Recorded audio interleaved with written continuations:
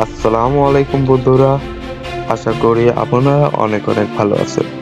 আজকে আমরা জানবো ইন্টারসেপ্টর কি, এটা কেন ব্যবহার করা হয় আর এটা কিভাবে কাজ করে।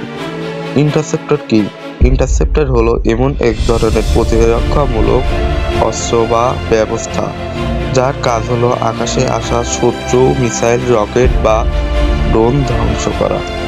সহজ ভাষায় বললে শত্রুর আঘাত করার আগেই তাকে আকাশে ধ্বংস করা মানে ইন্টারসেপ্টর।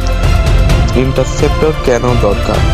যখন শত্রু দেশ থেকে মিসাইল ছোড়া হয় তখন সেটা সরাসরি শহরে, সেনাঘাঁটি বা মানুষের উপরে পড়তে পারে।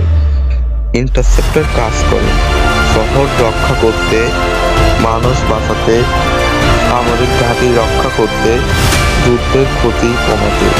ইন্টারসেপ্টর কিভাবে কাজ করে?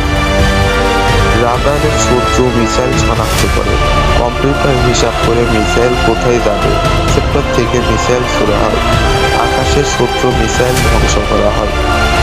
মানে রাডার, কম্পিউটার, ইন্টারসেপ্টর ধ্বংস। ইন্টারসেপ্টরের ধরন: ইন্টারসেপ্টর হতে পারে মিসাইল ইন্টারসেপ্টর, ড্রোন ইন্টারসেপ্টর, বিমান প্রতিরক্ষা ব্যবস্থা, আকাশ প্রতিরক্ষা ব্যবস্থা।